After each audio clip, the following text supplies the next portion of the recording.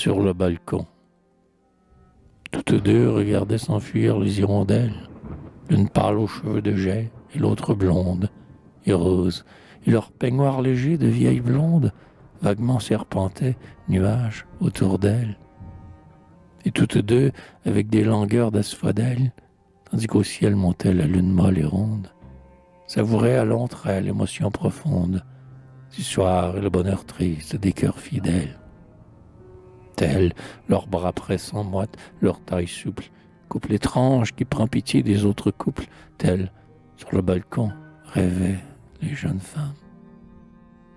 Derrière elles, au fond du retrait riche et sombre, en fatigue comme un tronc de mélodrame, et plein d'odeurs, le lit défait s'ouvrait dans l'ombre.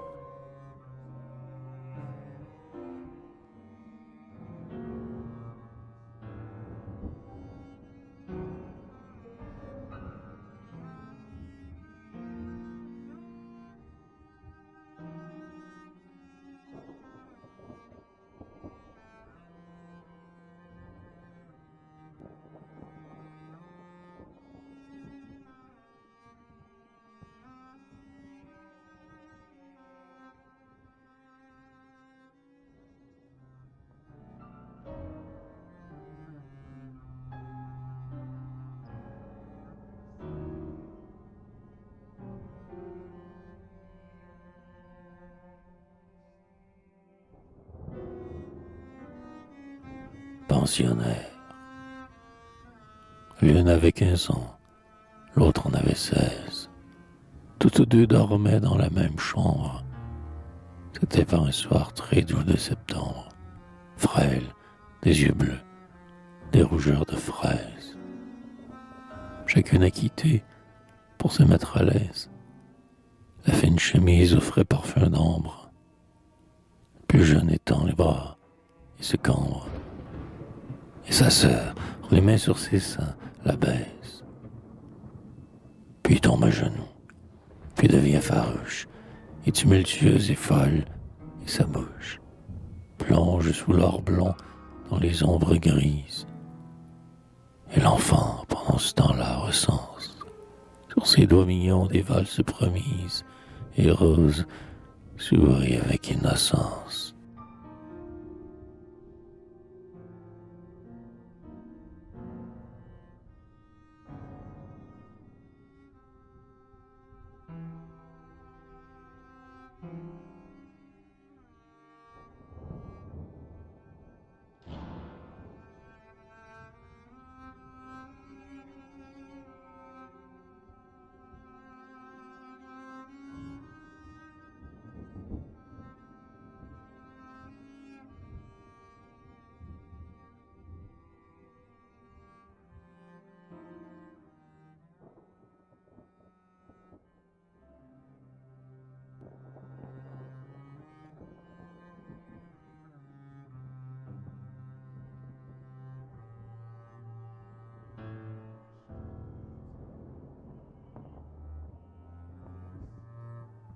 Père amical silencieux. Les longs rideaux de blanche mousseline que la lueur pâle de la veilleuse fait fluer comme une vague opaline dans l'ombre mollement mystérieuse. Les grands rideaux du grand lit d'Adeline ont entendu, claire, ta voix rieuse, ta douce voix argentine et câline, notre voix enlace, furieuse. Aimons, aimons, disaient vos voix mêlées, Claire, Adeline, adorable victime, du noble vœu de vos âmes sublimes. Aimez, aimez, ô chair esselée, puisqu'en ces jours de malheur, vous encore, le glorieux stigmate vous décore.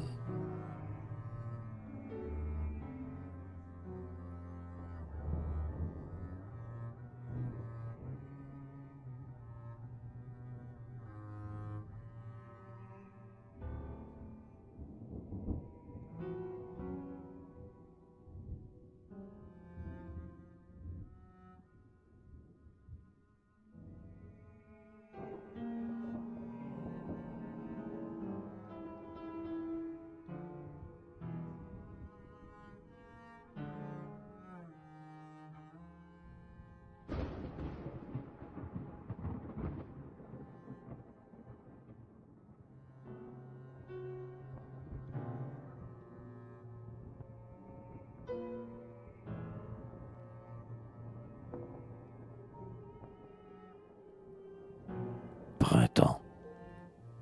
Tendre, la jeune femme russe, que tant d'innocence émoustille, dit à la blonde jeune fille ces mots tout bas, d'une voix douce. Sève qui monte et fleurs qui poussent, ton enfance est une charmille. Laisse serrer mes doigts dans la mousse où le bouton de rose brille. Laisse-moi, parmi l'herbe claire, boire les gouttes de rosée dont la fleur tendre est arrosée, afin que le plaisir, ma chère, illumine ton front candide, comme l'aube l'azur timide.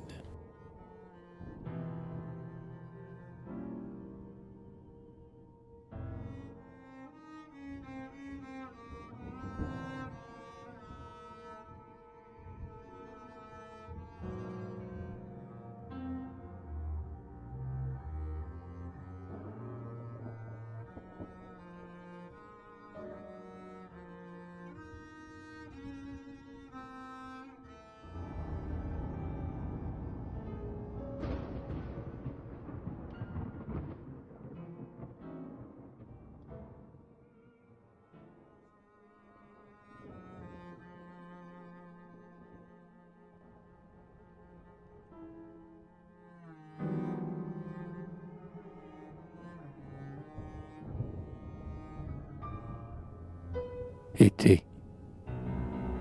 Et l'enfant répondit, pâmé, sous la fourmillante caresse de sa pantelante maîtresse, je me meurs, ô ma bien-aimée. Je me meurs, ta gorge enflammée et lourde me saoule et m'oppresse, ta forte chair d'où sort l'ivresse est étrangement parfumée. Et là, ta chair, le charme sombre et maturité estivale, elle en a l'ombre, elle en a l'ombre.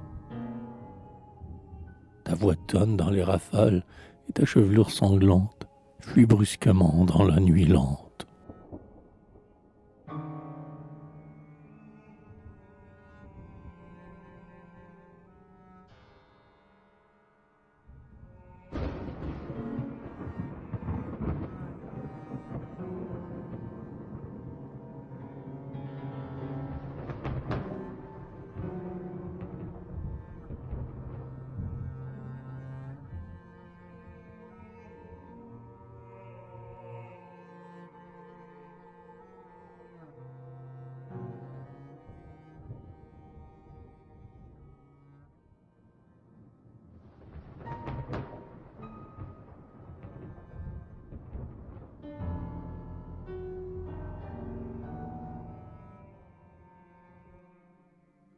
Sappho, furieuse, les yeux caves et les seins roides, Sappho, que la langueur de mon désir irrite, comme une louve court le long des grèves froides. Elle songe à Phaon, oublieuse du rite, et, voyant à ce point ses larmes dédaignées, arrache ses cheveux immenses par poignées. Puis elle évoque, en des remords sans accalmie, ces temps où rayonnait pure la jeune gloire, ces amours chantés en vers que la mémoire de l'âme va redire aux vierges endormies. Et voilà qu'elle abat ses paupières blêmies et saute dans la mer où l'appelle la moire, tandis qu'au ciel éclate, incendiant l'eau noire, la pâle sélénée qui venge les amis.